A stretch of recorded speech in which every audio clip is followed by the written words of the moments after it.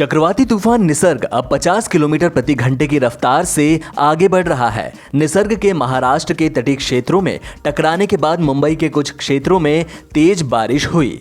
मौसम विभाग के मुताबिक महाराष्ट्र के कई जिलों में गुरुवार की शाम तक आंधी तूफान के साथ भारी बारिश का अनुमान जताया जा रहा है। निसर्ग तूफान के कारण देश के कई राज्यों में मौसम में बदलाव हुआ। गुजरात में बुधवार सुबह से ही हो रही बारिश के चलते बाढ़ की स्थिति बन गई। यहां 1.45 लाख लोग बाढ़ से प्रभावित हुए। गुजरात के सबसे ज्यादा प्रभावित जिले गोलपाड़ा, नागांव, होजई और कछार हैं। राजधानी दिल्ली समेत कई इलाकों में मौसम अभी कुछ दिन तक ऐसा ही रहने वाला है। निसर्ग तूफान की वजह से महाराष्ट्र के बाद अब मध्य प्रदेश हाई अलर्ट पर है। गुजरात, उत्तर प्रदेश में भी भारी बारिश होगी। वहीं राजस्थान में बारिश के फुहार के साथ धूल भरी आंधी चल सकती है।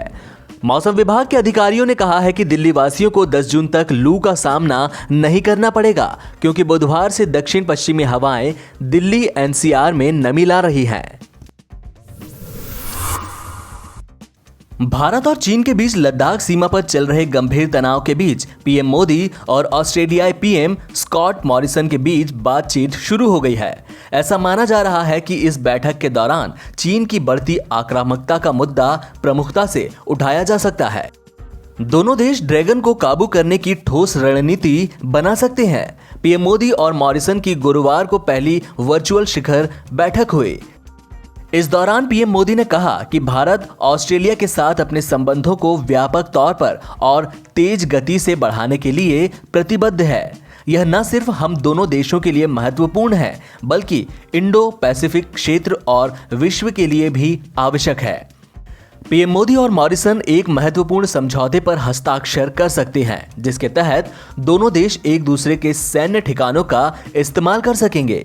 इसके अलावा अमेरिकी राष्ट्रपति डोनाल्ड ट्रंप की तरफ से G7 देशों की जगह पर नया वैश्विक मंच बनाने के प्रस्ताव पर भी बात होने की संभावना है।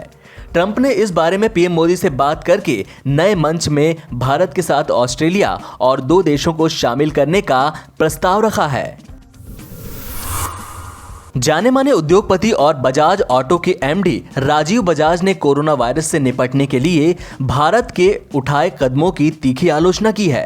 कांग्रेस के पूर्व अध्यक्ष राहुल गांधी के साथ गुरुवार को कोरोना संकट को लेकर हुई बातचीत में बजाज ने भारत में लागू हुए लॉकडाउन को ड्रैकोनियन बताते हुए कहा कि उन्होंने दुनिया के किसी भी देश में इस तरह के लॉकडाउन के बारे में नहीं सुना। राजीव बजाज ने कहा कि कोरोना से निपटने के लिए भारत ने पूरब के बजाय पश्चिमी देशों की ओर देखा, जबकि उनकी भौगोलिक स्थिति, जन्मजात प्रतिरोध क्षमता, तापमान वगैरह बिल्कुल अलग है। भारत ने पश्चिम की नकल की। हमने सख्त लॉकडाउन को लागू करने की कोशिश की, लेकिन उसे सही से लागू नहीं कर पाए, लेकिन इससे अर्थव्यवस्था को खत्म कर दिया। कोरोना के कर्व के बजाय जीडीपी के कर्व को फ्लैट कर दिया। राजीव ने कहा कि हमें जापान या स्वीडन जैसे कदम उठाने चाहिए थे। वे हर्ड इम्यूनिटी की राह पर बढ़े, लेकिन इसका मतलब यह नहीं कि जोखिम वाले लोगों को मरने के लिए छोड़ दिया जाए। इसका मतलब यह है कि सैनिटाइजेशन, मास्क और सोशल डिस्टेंसिंग का पालन किया जाए। स्वीडन और जापान ने इसका पालन किया। अपने यहां तो दुर्भाग्य से हाफ लॉकडाउन रहा। लॉकडाउन के बीच बॉर्डर सील होने से परेशान लोगों को जल्द राहत मिल सकती है। सुप्रीम कोर्ट ने इस पर सुनवाई करते हुए कहा कि दिल्ली एनसीआर के लिए एक ही पास होना चाहिए। सुप्रीम कोर्ट ने कहा कि एक कॉमन पास बने जिसकी हरियाणा, यूपी और दिल्ली तीनों राज्यों में मान्यता हो।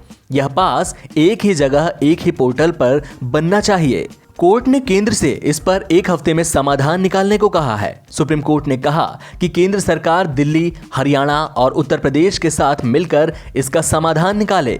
कोरोना वायरस लॉकडाउन के दौरान पहले उत्तर प्रदेश ने नोएडा और गाजियाबाद के बॉर्डर सील किए। इन्हें बीच में खोला गया, लेकिन बढ़ते कोरोना केस की वजह से एक बार फिर सील कर दिया गया। इसी तरह हरियाणा ने गुड़गांव और फरीदाबाद के सारे बॉर्डर सील कर दिए। बीच में इन्हें खोला भी गया, लेकिन फिर सील कर दिया गया। फिर जब 1 जून से हरियाणा ने ढील देने की बात कही तो अरविंद केजरीवाल ने 8 जून तक के लिए यूपी और हरियाणा बॉर्डर सील कर दिए। लेकिन अब सुप्रीम कोर्ट का कॉमन पास वाला आदेश लोगों को थोड़ी राहत दे सकता है।